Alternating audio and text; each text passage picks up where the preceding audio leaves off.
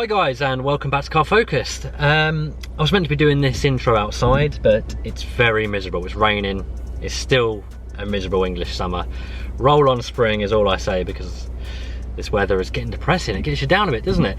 Anyway, enough of that. So in today's video, a couple of videos back, we did some 0 to 60 runs in my Focus ST, and the best time we got, there was a few factors against me, but the best time it got was a 6.9. And it got me kind of thinking, is my boring family car faster than my Focus ST hot hatch? Now the boring family car that I'm sat in at the moment is an Audi A4 Avant. I've actually done a review on this car before. It's a 2016, so a B9, but it's a 3-litre V6 TDI, albeit the less powerful one. I think it's got about 218 horsepower or something like that. And it's an automatic as well. It's a dual clutch automatic diesel. And I thought it'd be quite interesting to see if this car is faster than the ST to 60. So I've got the V-Box Performance Box Touch hooked up like we had in the Focus ST. And we're going to do a few runs just to see what it does. Now, I think the book time on this car is actually quicker than the ST anyway. I think the ST is around 6.7. And I think this Audi, you know, I'll have to look this up to be sure. I think it's about 6.4 to 60. It's 4-wheel drive as well, it's Quattro. So this weather shouldn't be a problem. It should hook up and go quite nicely. Anyway, that is the purpose of this video. But before we get rolling on the 0 to 60 runs, I want to quickly talk about this. Now, this is a Carly OBD2 adapter device. Basically what you do is, this is a code reader essentially, and you can also, you can code the vehicle as well. So various features on the vehicle you can unlock and code up. Now, the primary functions of this, as I say, it's a code reader, so it'll work on most vehicles to look at fault codes, give you a bit more detail into those fault codes, enable you to clear the codes, you know, kind of the normal stuff that code readers do. Now, I have used it on the Focus ST. It does work. I can't do coding because you can only do coding on specific manufacturers. I'll quickly let you know what those are actually, because I don't want you buying this to code stuff and then it turns out you can't. So the cars that you can actually code is BMW, Mini, Toyota, Lexus, Volkswagen, Audi, Seat and Skoda. So a lot of VAG stuff on there. So basically, you plug it into your OBD port, and then you obviously download the app. There's a Carly app which you download, which is this one here. And then there's various functions once you're connected. Now, for example, on this car, it gives you a whole host of stuff you can unlock. And this ranges from things like your folding mirrors. You can actually unlock those. BMW, a lot of them don't actually activate when you lock the car, so you can actually unlock them so they fold up when you lock the car.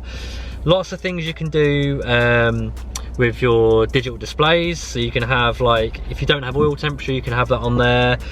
Various other options on that as well. You can do things with lighting, so you can change how many times your indicators flash when you lock it, unlock it.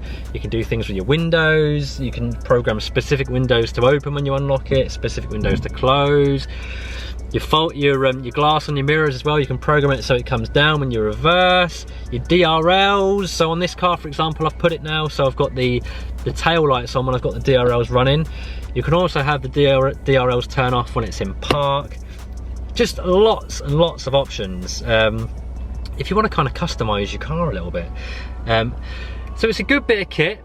You can get a free version of this. You have to pay for this, but you can get a free version of the app, and that will give you limited access just to code reading, clearing codes and stuff. But if you want the full shebang, you can do a 12-month subscription as well. You can also reset servicing schedules. You can check vehicle history, so you can check your mileage as well. So you can check out for mileage fraud. So some people can like wind the clocks back. This will show that on here if that's been done. And you can also look at previous driver behaviour as well, so it will log previous behaviour of other drivers of the car before you had it. So go check it out guys. Carly, you've probably heard of it, comes in a nice little box. Just literally simply plug it into your OBD, connect it to the app, and you are off and away. Anyway, that's enough of that. I want to get on this video, so the next shot we're going to go to is us lining up for these 0 to 60, so fingers crossed. Well, I don't really know. Do I want this to be faster, or do I want the ST to be faster? I don't know. I think this might be quicker. I'm not going to properly launch it. I don't know if these come with launch control from the factory. It probably does, but I don't want to screw up the clutch or something, so we'll probably just do some launches from standing. Maybe a bit of brake boosting, but we'll do one in normal mode, in sport mode, and we'll see what we get. So anyway guys, let's flip to the next clip. I'll see you in a mo. Right, let's head out, start our first run. So I'm going to do this one. Basically, you've got a few different drive modes in this car. Normal and sport are the ones we're going to focus on. You don't want to be trying eco, that's just going to be terrible. So I'm going to just drive up here a little bit, get lined up, and then I'll literally just come to a stand and we'll floor the throttle, let the car do the work, and then we'll see what happens. Like I say, I'm not going to use any form of launch control because I don't want to do any damage, because we need this car really. Right, so left foot on the brake, we're going to go now. Oh, it takes a while to get going. Come on, baby. Oh, wow. That did feel quite slow, and it was quite slow. It was a 7.14.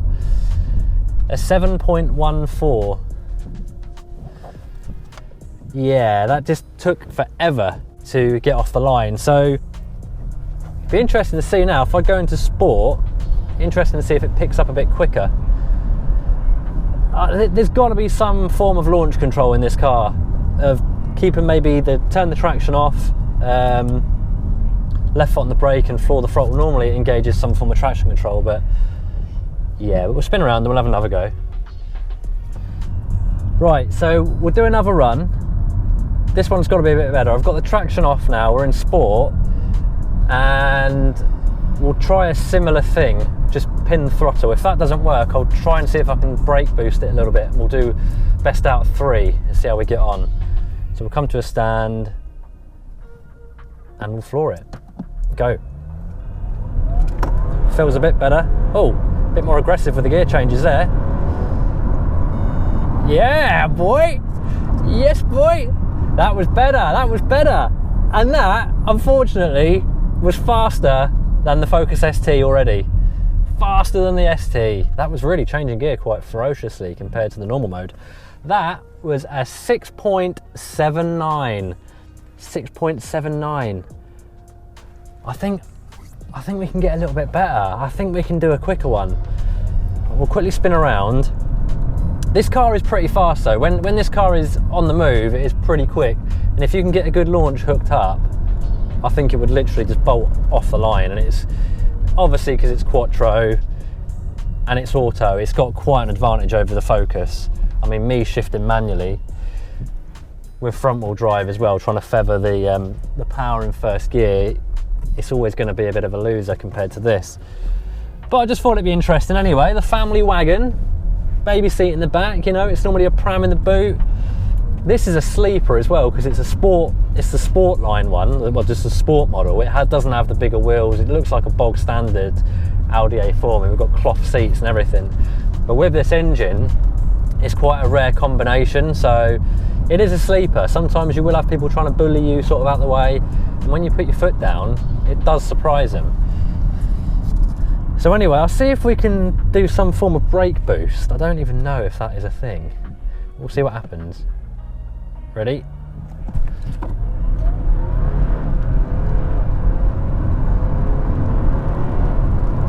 Yes! Oh my god! Oh my god, that is quick. That is quick. It did have a bit of a launch control. I basically I've turned traction off, put my foot on the brake, floored the throttle, and then let it take off, and it went much better. But anyway, that was a 6.35. A 6.35, guys. I'm pretty chuffed for that, to be fair. So yeah, that's a full-on more than half a second quicker than my Focus ST. So there you have it. My 2016 B9 boring Audi A4 Avant 3.0 TDI Quattro is faster than my 2009 Focus ST Mark II. Who would have thought, eh? I knew that was going to be the case, to be fair, guys, but I thought I'd just try it anyway. You never knew, you never know, do you? But yeah, that is it. Just a quick video. Maybe a bit pointless, but I thought it'd be interesting just to get my other car up against the ST.